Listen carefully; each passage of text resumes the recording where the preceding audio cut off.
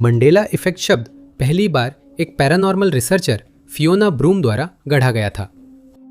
इस नाम की वजह यह है कि हजारों लोग मानते हैं कि दक्षिण अफ्रीका के पूर्व राष्ट्रपति नेल्सन मंडेला की मौत जेल में हुई थी, जबकि वे रिहाई के बाद कई साल जिए।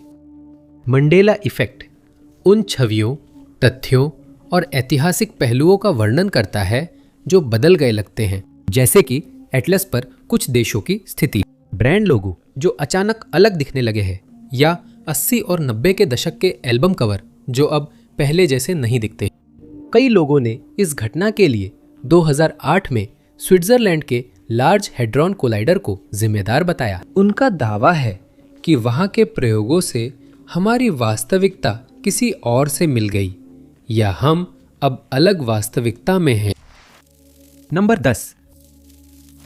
स्कूल में हम में से अधिकतर लोग विश्व मानचित्र और देशों के स्थान को समझ लेते हैं।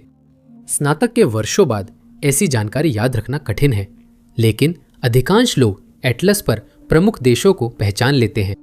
इसलिए यह मानना कठिन है कि कई लोग सोचते हैं कि कुछ देश मानचित्र पर अपनी जगह बदल चुके हैं, जबकि कुछ लोग मानते हैं कि वे वही हैं।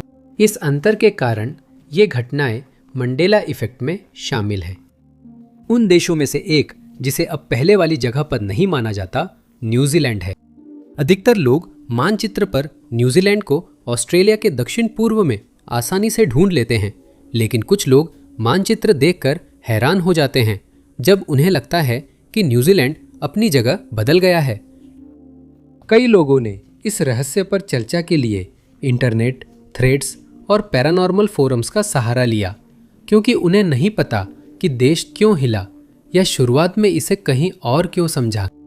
कई लोगों ने कहा कि न्यूजीलैंड पहले ऑस्ट्रेलिया के उत्तर पूर्व में हुआ करता था, जो उसका सबसे करीबी पड़ोसी है। कुछ लोगों को लगता है कि न्यूजीलैंड वही है, पर ऑस्ट्रेलिया अब मानचित्र पर पहले से ज्यादा दक्षिण में है। ये निश्चित रूप से असंभव है। इसी वजह से कई लोग हैरान रह जाते हैं, जिसे कुछ शोधकर्ता झूठी यादें कहते हैं। संभावना है कि उन्होंने देश का नाम गलत याद किया हो, लेकिन कुछ लोग पूरी तरह आश्वस्त नहीं हैं। उन्हें लगता है कि ब्रह्मांड में बदलाव से न्यूजीलैंड अब अलग जगह पर है, क्योंकि हम अलग वास्तविकता में हैं। कैलिफोर्निया की एक महिला ने बताया कि उन्होंने सालों पहले एक ग्लोब खरीदा था और एक दिन उन्हें ऑस्ट्रेलेशिया के बारे में कम जानकारी होने का एहसास हुआ। उन्होंने ग्लोब को देखा और मन ही मन नोट किया कि न्यूजीलैंड ऑस्ट्रेलिया के पश्चिम में है, लेकिन कुछ महीनों बाद दोबारा देखने पर वो वहां नहीं था, जिससे वो उलझन में पड़ गई। एक रेडिट उपयोगकर्ता ने पोस्ट किया कि वे घबराहट के करीब थे, क्योंकि उनकी वास्तविकता पर सवाल उठ गया था। एक ने कहा कि उन्होंने स्कूल में भूगोल पुरस्कार जीता था, इसलिए उन्हें विश्व मानचित्र अच्छी तरह याद था, लेकिन जब उन्हें न्यूजीलैंड की असली जगह पता चली तो वे हैरान रह गए। नंबर 9। अलेक्जेंडर हैमिल्टन ऐसा नाम है जिससे लगभग हर अमेरिकी नागरिक परिचित है। उनका जन्म 1755 में ब्रिटिश वेस्ट इंडीज में हुआ था, और जब उनके पिता ने परिवार को छोड़ दिया और उन्हें अपने हाल पर छोड़ दिया तो उन्होंने 11 साल की उम्र में काम करना शुरू कर दिया था। उन्होंने न्यूयॉर्क के एक अकाउंटिंग हाउस में क्लर्क की नौकरी की, फिर बुककीपर और अंत में मैनेजर बने। इसके बाद उन्होंने न्यू जर्सी में पढ़ाई शुरू की, जहां वे एक उत्कृष्ट छात्र साबित हुए, लेकिन अमेरिका के ग्रेट ब्रिटेन के खिलाफ विद्रोह के चलते पढ़ाई रुक गई। वे बोस्टन टी पार्टी के समर्थक थे और 1775 में कई पैम्फलेट प्रकाशित कर ब्रिटिश उत्पादों के आयात निर्यात के बहिष्कार का समर्थन किया। उन्होंने क्यूबेक, कनाडा में ब्रिटिश नीति पर अपनी राय लिखी। समय के साथ हैमिल्टन राजनीति में सक्रिय हुए और ऑल्बनी में कानून पढ़ने लगे।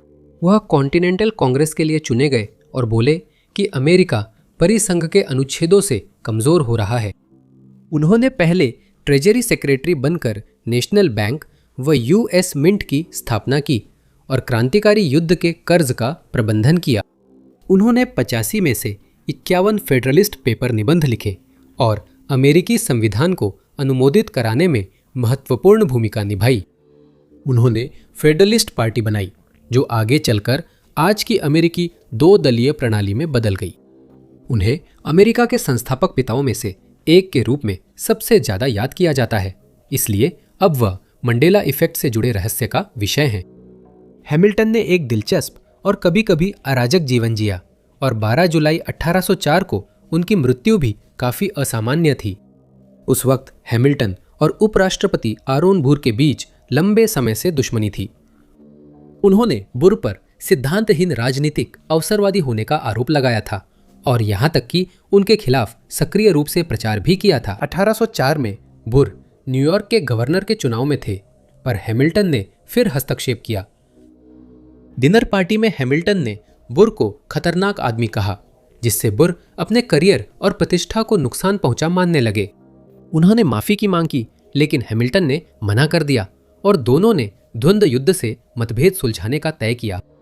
11 जुलाई की सुबह वे न्यू जर्सी में मिले और नियम तय होने के बाद दोनों ने अपने हथियार चला दिए। हैमिल्टन की गोली बुर के सिर के ऊपर पेड़ पर लगी। बुर की गोली सही लगी और वो अगले दिन चल बसे। हैमिल्टन का दिलचस्प जीवन यहीं खत्म हुआ, लेकिन सदियों बाद भी मंडेला इफेक्ट की वजह से वे बहुत से लोगों को आकर्षित करते हैं। कुछ लोगों को जब पता चला कि हैमिल्टन अमेरिका के राष्ट्रपति नहीं बने तो वे हैरान रह गए। अधिकांश इतिहासकार मानते हैं कि यह गलतफहमी है, क्योंकि हैमिल्टन अमेरिकी मुद्रा पर है और देश के संस्थापक पिता थे। एक व्यक्ति ने कहा कि उसे स्कूल में पढ़ाया गया था कि हैमिल्टन 10वें राष्ट्रपति थे और बुर के खिलाफ द्वंद्व जीते थे। उसे इस विषय पर बने म्यूजिकल की याद है, जिसे वह अब नहीं ढूंढ पा रहा। नंबर 8, मंडेला इफेक्ट में फिल्म द विजार्ड ऑफ ओज का अक्सर जिक्र होता है, क्योंकि ये इस घटना के कई उदाहरणों का विषय रही है और यहाँ तक कि फिल्म के कुछ कट्टर प्रशंसकों ने भी उन बदलावों को लेकर अपनी उलझन जाहिर की है जो मानो किए गए हैं। ये अब तक बनी सबसे मशहूर फिल्मों में से एक है, इसलिए ये मानना स्वाभाविक है कि हम में से ज्यादातर लोग उन दृश्यों से बहुत अच्छी तरह वाकिफ होंगे जिन्हें हमने अनगिनत बार देखा है। ऑनलाइन पोस्ट से हमें पता चला कि ऐसा नहीं है। जो लोग इस फिल्म से परिचित नहीं हैं, उनके लिए बता दूं कि यह कहानी एक अनाथ लड़की डोरोथी की है जो कंसस से है। जब वह और उसका कुत्ता टोटो अपने दादा दादी के साथ एक फार्म पर रह रहे होते हैं तो टोटो एक पड़ोसी को काट लेता है और वे मुसीबत में पड़ जाते हैं। इसके बाद डोरोथी डर के मारे भाग जाती है, क्योंकि उसे डर होता है कि इसके क्या परिणाम हो सकते हैं। डोरोथी को बवंडर की खबर मिलते ही वह घर लौटने का फैसला करती है। वह कमरे में छुपते हुए बवंडर में घर के नष्ट होने पर बेहोश हो जाती है। ये उसे और टोटो को ओज की भूमि में मंगचिनलैंड ले जाता है। यहाँ वह अच्छी चुड़ैल, टिन मैन, शेर, बिजूका समेत कई दिलचस्प किरदारों से मिलती है।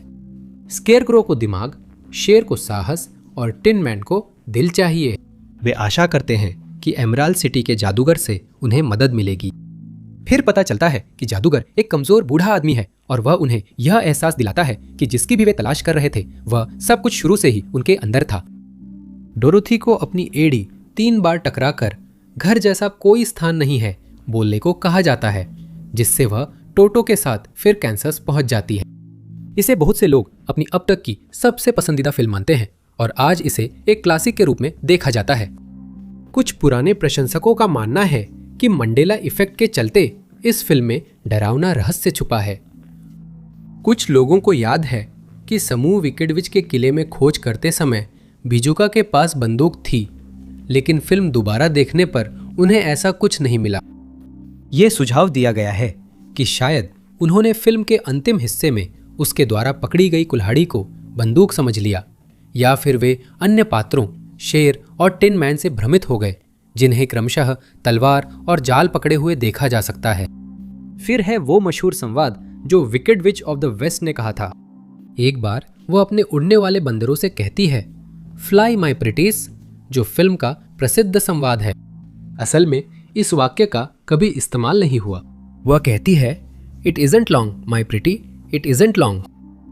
लोगों को लगा डोरोथी ने सफेद मोजे पहने, जबकि उसने सफेद नीले चेकर्ड टखने तक के मोजे पहने थे। विजर्ड ऑफ ओज से जुड़ा सबसे मशहूर मंडेला इफेक्ट वो संवाद है, Toto, I don't think we are in Kansas anymore, जो डोरोथी तब कहती है जब वे मंकिनलैंड में पहुंच जाते हैं। असल में वो कहती है, Toto, I have a feeling we are not in Kansas anymore. इससे कई फैंस अपनी हकीकत पर सवाल उठाने लगे।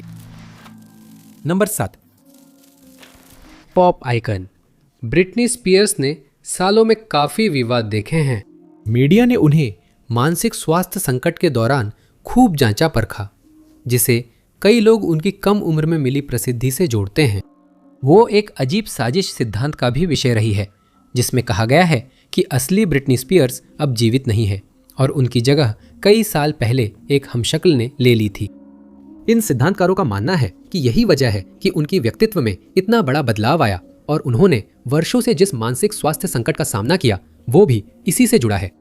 ये सिद्धांत ऑनलाइन इतना लोकप्रिय हो गया कि लोगों ने स्पीयर्स की पुरानी तस्वीरों की तुलना नई तस्वीरों से करनी शुरू कर दी और उनके चेहरे की बनावट, कानों के आकार, आंखों और यहाँ तक कि उनके कान की लोब में अंतर निकालने लगे। स्पीयर्स ने इस सिद्धांत को सार्वजनिक रूप से संबोधित किया है और इसे सिर्फ मजाक के तौर पर हंसकर टाल दिया है। उन्होंने खुद के बदले किसी और के होने से इनकार किया और कहा कि यह सिद्धांत एवरिल लाविन, पॉल मैकार्टनी जैसे अन्य गायकों पर भी लागू किया गया है। उनका नाम मंडेला इफेक्ट की चर्चाओं में आता है, खासकर उनके गाने उप्स आई डिड इट अगेन के म्यूजिक वीडियो के रहस्य के कारण, जो रिलीज होते ही दुनिया भर में सनसनी बन गया। यह गाना स्पीयर्स के दूसरे एल्बम में है, जिसका नाम भी यही है, और तब तक वो हर घर में पहचानी जाने लगी थी। इस समय तक उनके लाखों प्रशंसक बन चुके थे, जिनमें से ज्यादातर उनके गानों के बोल भी याद कर सकते थे। इस म्यूजिक वीडियो को खूब प्रचार मिला और ये कई महीनों तक दुनिया भर के म्यूजिक चैनलों पर दिखा। वीडियो में स्पीयर्स ने लाल कैट सूट पहना है, उनके आसपास सिल्वर कपड़ों में डांसर हैं। करियर की शुरुआत में ये आउटफिट आइकॉनिक हो गया था, इसलिए इसका मंडेला इफेक्ट का हिस्सा बनना और भी अजीब है। फैंस ने YouTube पर इस म्यूजिक वीडियो को 1.1 करोड़ से ज्यादा बार देखा है। फिर भी एक डिटेल ने फैंस को उलझन में डाल दिया। कई लोगों ने कहा है कि उन्हें साफ साफ याद है कि स्पीयर्स ने वीडियो में परफॉर्म करते समय एक काले रंग का हेडसेट और माइक्रोफोन पहना था, और जब उन्होंने सालों बाद फिर से वीडियो देखा तो वो संदिग्ध रूप से गायब था। आमतौर पर इसे झूठी याददाश्त माना जाता है, लेकिन हजारों लोग मानते हैं कि हमारी टाइमलाइन में बदलाव हुआ है और स्पीयर्स का माइक्रोफोन इसी में खो गया। दूसरों ने इसके लिए और अधिक संभावित स्पष्टीकरण खोजने की कोशिश की है और उन्होंने इस तथ्य की ओर इशारा किया है कि जब स्पीयर्स का एक्शन फिगर रिलीज हुआ था तो उसमें हेडसेट और माइक्रोफोन एक्सेसरीज के रूप में शामिल थे। उन्होंने बताया कि एक्शन फिगर वही कपड़े पहनकर बेचा गया था जो म्यूजिक वीडियो में था, शायद इसी से भ्रम हुआ। आमतौर पर मंडेला इफेक्ट के मामलों की तरह स्पीयर्स के कुछ समर्पित प्रशंसकों का दावा है कि वीडियो बदल गया है और इसका कारण मंडेला इफेक्ट है।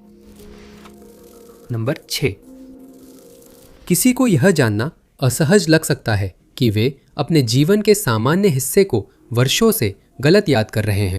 ऐसा होने पर कुछ लोग तुरंत इसे मंडेला प्रभाव मान लेते हैं, लेकिन फिर कुछ लोग ऐसे भी होते हैं जो वास्तव में मानते हैं कि उनकी वास्तविकता बदल गई है और उनके पास शुरू में सही जानकारी थी, लेकिन अब उनकी नई वास्तविकता में वह अलग है।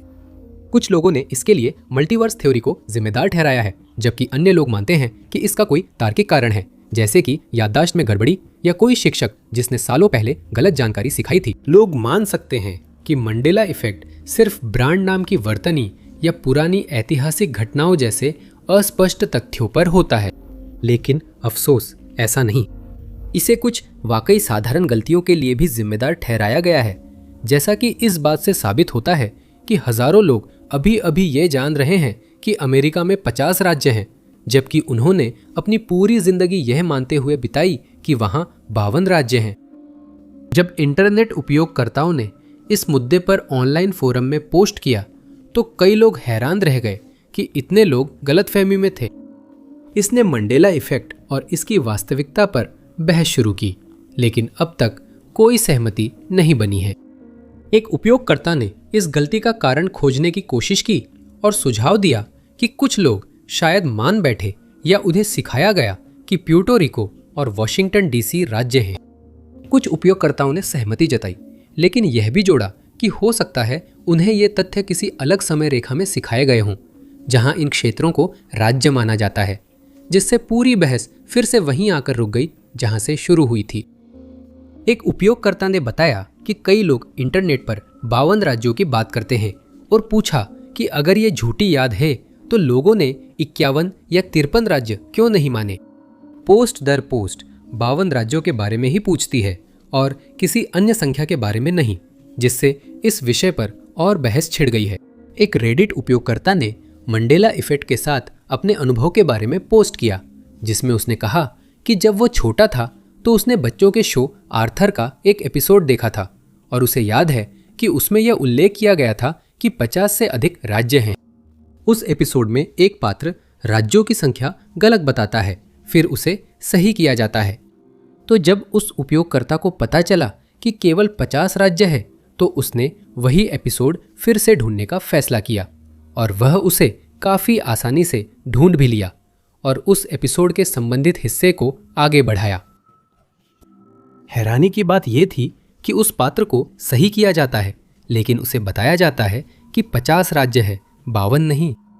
पोस्टर को अपनी कई बातें सच नहीं लग रही थी और वह अपनी झूठी याददाश्त का कारण नहीं समझ पा रहा था।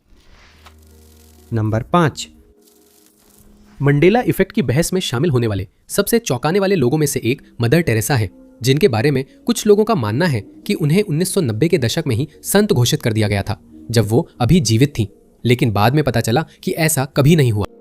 मदर टेरेसा का जन्म 1910 में उत्तर मैसेडोनिया में हुआ था, लेकिन 1928 में वो आयरलैंड चली गई और वहां उन्होंने सिस्टर्स ऑफ लोरेटो में शामिल हो गई। 6 हफ्ते बाद वो भारत गई, शिक्षिका बनी और प्रतिज्ञाएं लेते समय नाम बदलने का फैसला किया।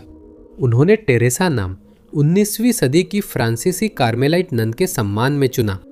इसके बाद उन्होंने लोरेटो सिस्टर स्कूल ज्वाइन किया और 17 साल तक वहां पढ़ाया, लेकिन 1946 में उनकी जिंदगी बदल गई। उन्होंने बीमार और गरीबों की सेवा में खुद को समर्पित किया। इसी वजह से आज उन्हें याद किया जाता है।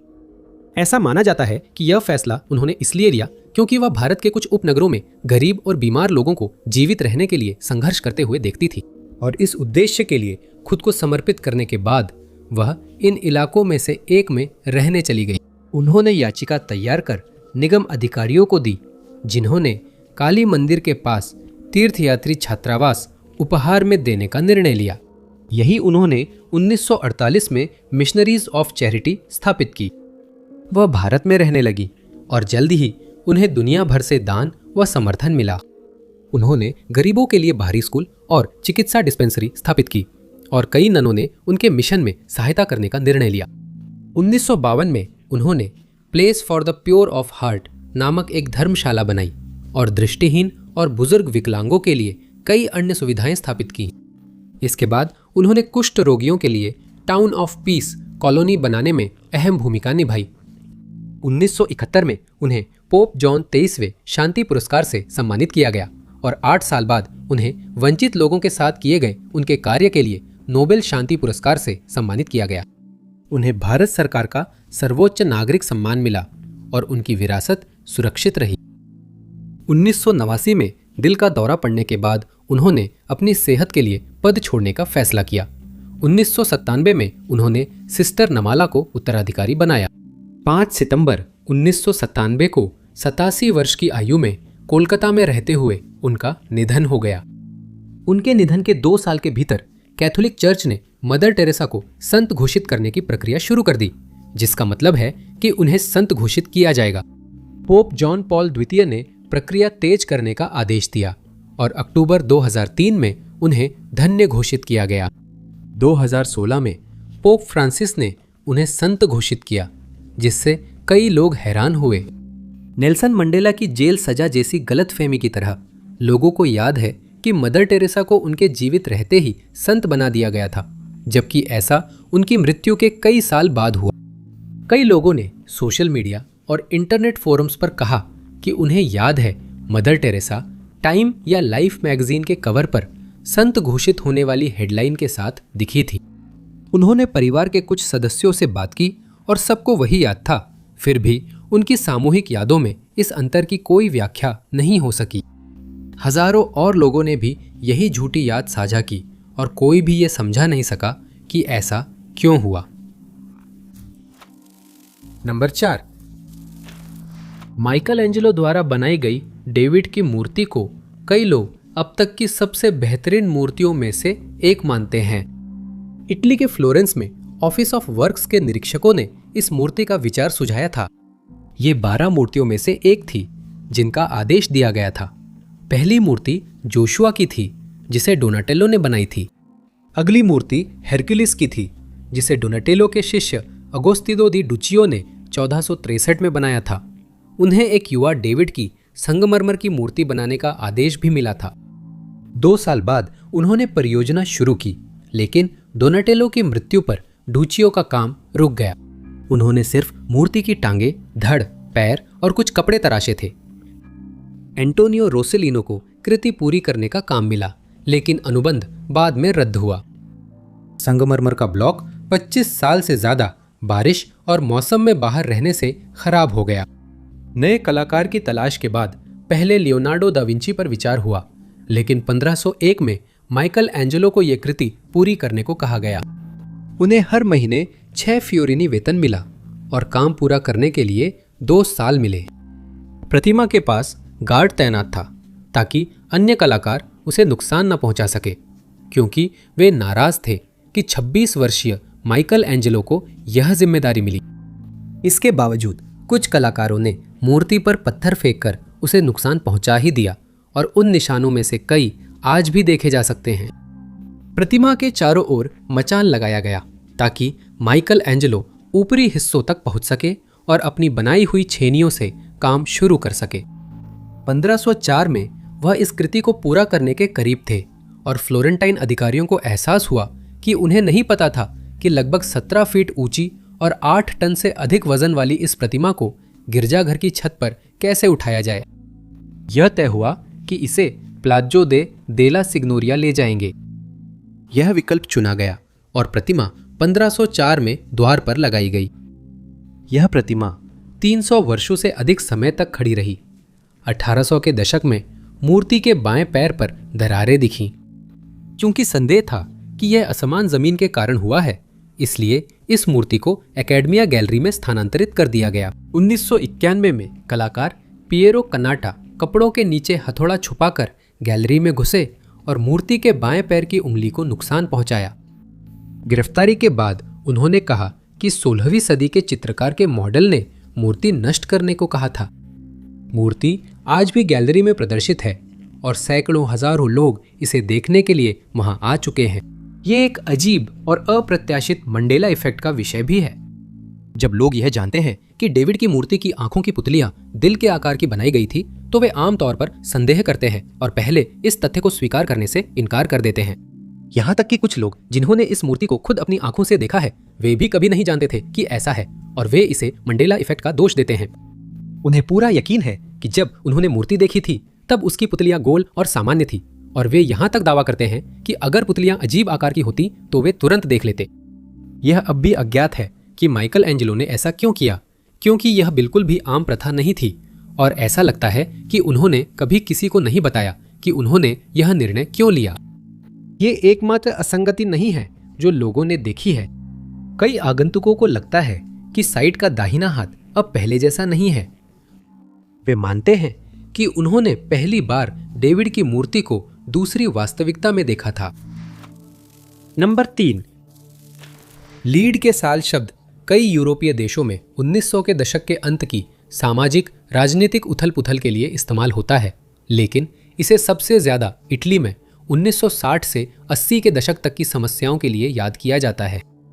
यह बहुत अनिश्चित समय था जब दूर वामपंथी और दक्षिणपंथी गुटों ने इटली सरकार गिराने की कोशिश की और किसी भी हद तक जा सकते थे। उन्होंने अपने देश पर हमले किए, जिससे इस युग का नाम उन संघर्षों में खर्च हुए बेहिसाब गोला बारूद के कारण पड़ा। इटली के नागरिक डरे थे क्योंकि उन्हें नहीं पता था अगली घटना कब होगी। चूंकि ये हमले सार्वजनिक सुरक्षा की परवाह किए बिना हुए, कई निर्दोषों की जान गई। 2 अगस्त 1980 को सबसे घातक हमलों में से एक बोलोनिया सेंट्राले स्टेशन पर किया गया था।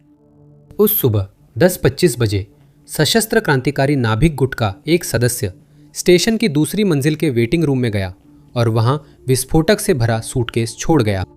किसी ने भी उस बिना निगरानी के पड़े सूटकेस पर ध्यान नहीं दिया और नतीजतन कई लोगों की जान चली गई।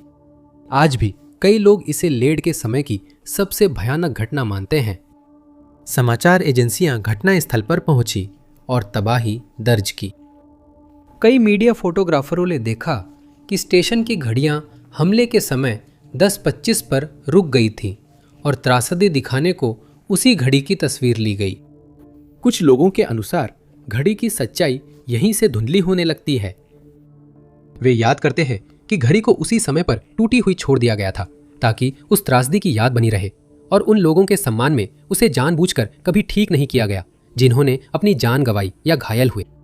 हकीकत यह है कि घड़ी को जल्दी ही ठीक कर दिया गया था और वो कई सालों तक एक सामान्य घड़ी की तरह चलती रही। फिर 1996 में वह घड़ी खराब हो गई और यह तय किया गया कि उसे फिर से 10:25 पर सेट कर दिया जाए और पहले बताए गए उद्देश्यों के लिए वह हमेशा उसी समय पर रहे।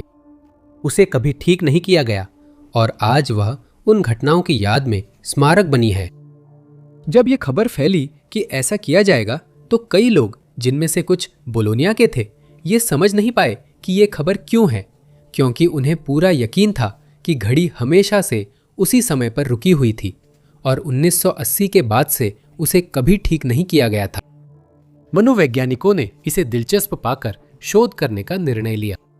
उन्होंने कई लोगों से पूछा और जाना कि स्टेशन के कुछ कर्मचारियों को भी नहीं पता था कि घड़ी 16 साल से चल रही थी।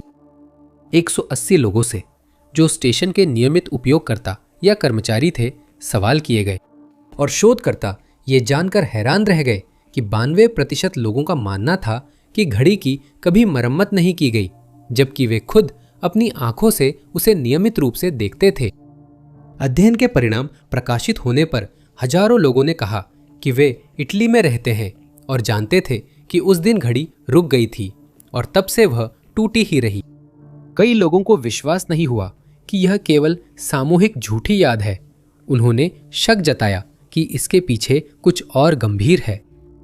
कुछ लोग मंडेला इफेक्ट को इसका कारण मानते हैं और सोचते हैं कि वही घड़ी किसी और वास्तविकता में है या सही नहीं हुई। नंबर 2, अगर कोई मंडेला इफेक्ट गुस्सा दिला सकता है तो वह पॉल रिवियर की मिडनाइट राइड से जुड़ा है। इस घटना को अक्सर अमेरिकी इतिहास की सबसे महत्वपूर्ण घटनाओं में से एक के रूप में उद्धृत किया जाता है। यही वजह है कि इतने सारे लोग मानने से इनकार कर देते हैं कि उनके पास तथ्य गलत हैं।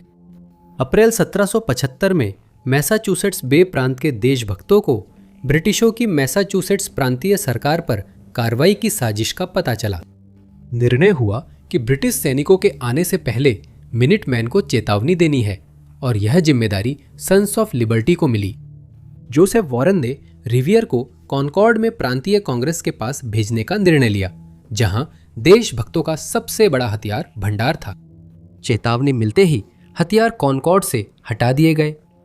14 अप्रैल को जनरल थॉमस गेज को अर्ल ऑफ डार्टमाउथ ने आदेश दिया कि वे विद्रोहियों को निरस्त्र करें और जॉन हैनकॉक, सैमुअल एडम्स समेत अन्य को हिरासत में लें। 18 तारीख को रिवियर और डोस को बताया गया कि ब्रिटिश सैनिक बोस्टन छोड़कर कॉनकॉर्ड, लेक्सिंगटन और कैम्ब्रिज जा रहे हैं। माना गया कि वे हैनकॉक और एडम्स की तलाश में थे, जबकि लेक्सिंगटन के नेता आसन्न हमले से अनजान थे। उन्हें चेतावनी भेजनी थी, इसलिए रिवियर ने न्यूटन चर्च के सेक्टन को संकेत के लिए तैयार रहने को कहा। यह संदेश लालटेन से भेजा जाएगा। अगर उसने देखा कि ब्रिटिश सैनिक जमीन के रास्ते आ रहे हैं तो उसे सिर्फ एक लालटेन जलानी थी। अगर वे समुद्र के रास्ते आते तो वह 2 लालटेन जलाता। इससे चार्ल्सटाउन के उपनिवासियों को तैयारी का समय मिला और समय पर 2 लालटेन जलाई गईं। रिवियर ने संदेश चार्ल्सटाउन पहुंचाने के निर्देश दिए और वे चप्पू वाली नाव से चार्ल्स नदी पार कर रॉयल लेवी से बच निकले। वो चार्ल्सटाउन से लेक्सिंगटन गए और रास्ते में लोगों को ब्रिटिशों के आने की चेतावनी दी। इस ऐतिहासिक पल का कई बार उल्लेख हुआ है और कई कहानियों में रिवियर को घोड़े पर ब्रिटिश आ रहे हैं समुद्र के रास्ते चिल्लाते दिखाया गया है। इस संस्करण की समस्या है कि ऐसा कभी हुआ ही नहीं। ऐसा माना जाता है कि ये गलतफहमियां हेनरी वर्ड्सवर्थ लॉन्गफेलो की कविता पॉल रिवियर की सवारी से आई हैं, जिसमें रिवियर को अकेले बहादुरी से यात्रा करते दिखाया गया है। असल में विलियम डॉज और सैमुअल प्रेस्कॉट भी उनके साथ थे और उस रात करीब 40 लोग इलाके में घूम रहे थे और सबको चेतावनी दे रहे थे। कविता में वे कॉनकॉर्ड पहुंचते हैं, लेकिन वह भी सही नहीं है। ब्रिटिश सैनिकों ने रिवियर, डॉज और प्रेस्कॉट को घेर लिया, इसलिए उन्हें अलग अलग होना पड़ा। वे अलग अलग गए, लेकिन रिवियर पकड़े गए और लेक्सिंगटन में हिरासत में रहे। डॉज अपने घोड़े से गिर गए और फिर रास्ता भटक गए, और प्रेस्कॉट ही थे जिन्होंने कॉनकॉर्ड के निवासियों को आने वाली सेना के बारे में चेतावनी देने में कामयाबी पाई। नंबर 1, बेसबॉल को अक्सर अमेरिका का पसंदीदा शौक बताया जाता है। हर वसंत और गर्मी में मेजर लीग बेसबॉल टीमें वर्ल्ड सीरीज जीतने के लिए कड़ी टक्कर देती हैं, जो आसान नहीं है। हर टीम नियमित सीजन के दौरान कुल 162 मैच खेलती है, जिसका मतलब है कि पोस्ट सीजन तक हर साल 2430 नियमित सीजन मैच खेले जाते हैं। ये प्रशंसकों को हर सीजन अपनी पसंदीदा टीम को कई बार देखने का मौका देता है, जिससे इसकी लोकप्रियता समझना आसान है। जहां ज्यादातर लोग सिर्फ आम प्रशंसक होते हैं, वहीं कुछ लोग बहुत ज्यादा समर्पित होते हैं और खेल के हर पहलू को याद कर लेते हैं, जैसे सबसे प्रसिद्ध खिलाड़ी के आंकड़े, हर खिलाड़ी ने कितने मैच जीते हैं, यहाँ तक कि ऐतिहासिक जानकारी भी, जैसे खेल की शुरुआत कब हुई, जिसने मंडेला इफेक्ट से जुड़ा एक रहस्य को जन्म दिया है। बेसबॉल का पहला उल्लेख 1744 में ब्रिटिश बच्चों की किताब a little pretty pocket book में हुआ था, लेकिन यह व्यापक रूप से स्वीकार किया जाता है कि अबनर डबलडे, जो अमेरिकी गृह युद्ध में एक यूनियन जनरल थे, ने बेसबॉल के आधुनिक नियमों का आविष्कार किया था, और लाखों अमेरिकियों को इस बात का बिल्कुल भी अंदाजा नहीं है कि असल में ऐसा नहीं है। कहानी बताती है कि 20वीं सदी की शुरुआत में देश विश्व मंच पर खुद को स्थापित करने की कोशिश कर रहा था। इसके लिए उन्हें समझना था कि सच्चा अमेरिकी कौन है, जैसे स्वतंत्रता, आजादी, व्यक्तिवाद और मेहनत। जल्द ही सुझाव दिया गया कि बेसबॉल अमेरिकी खेल है और इसमें सब कुछ अमेरिकी है, क्योंकि यह देश का पसंदीदा शौक बन चुका था। लेकिन एक व्यक्ति की राय अलग थी। खेल लेखक हेनरी चैडविक ने कई बार इस बात का उल्लेख किया कि बेसबॉल की उत्पत्ति इंग्लैंड में हुई थी, क्योंकि वहां के बच्चे लंबे समय से राउंडर्स नामक खेल खेलते आ रहे थे। इसके नियम बेसबॉल जैसे हैं, लेकिन इस सुझाव से कई लोग नाराज हुए, जिनमें नेशनल लीग के अध्यक्ष अब्राहम मिल्स भी शामिल थे। उन्होंने कहा कि बेसबॉल उतना ही अमेरिकी है जितना क्रिस्टोफर कोलंबस, और जो उससे असहमत हो उसे श्राप मिलना चाहिए। उन्होंने अपनी बात साबित करने के लिए एक आयोग बनाया जो खेल की उत्पत्ति जांचेगा। केवल वे पुरुष जो बेसबॉल को पूरी तरह अमेरिकी मानते थे आयोग में शामिल हो सकते थे। जल्द ही उन्हें अबनर ग्रेव्स नामक खनन इंजीनियर का पत्र मिला। उसका दावा था कि जब डबलडे ने 1839 में खेल बनाया, वह 6 साल का था और वहां था। बाद में पता चला कि ग्रेव्स एक ठग था जिसे जेल भेजा गया, और 1839 में डबलडे की उम्र 20 साल थी। सभी जानते हुए भी आयोग ने डबलडे को आविष्कारक घोषित किया ताकि यह पूरी तरह अमेरिकी बना रहे। लेकिन सच सामने आ गया कि बेसबॉल का आविष्कार न तो किसी एक मौके पर हुआ, न ही किसी एक व्यक्ति को इसका आविष्कारक कहा जा सकता है। यह संभवतः राउंडर्स नामक खेल से विकसित हुआ और समय के साथ बदलकर आज का खेल बना। लेकिन बहुत से लोग इसे मानने से इनकार करते हैं और महसूस करते हैं कि इस खेल का आविष्कार वास्तव में डबलडे ने ही किया था, सिर्फ एक और हकीकत में जो अब खो चुकी है। आप सभी का बहुत बहुत धन्यवाद इस वीडियो को देखने के लिए। अगर आपको ये वीडियो पसंद आया हो तो कृपया लाइक बटन जरूर दबाएं, सब्सक्राइब करें और नोटिफिकेशन बेल दबाएं ताकि आप हमारे नए वीडियो अपडेट पा सकें। मैं टॉप 5 अननोन अगले वीडियो में मिलूंगा।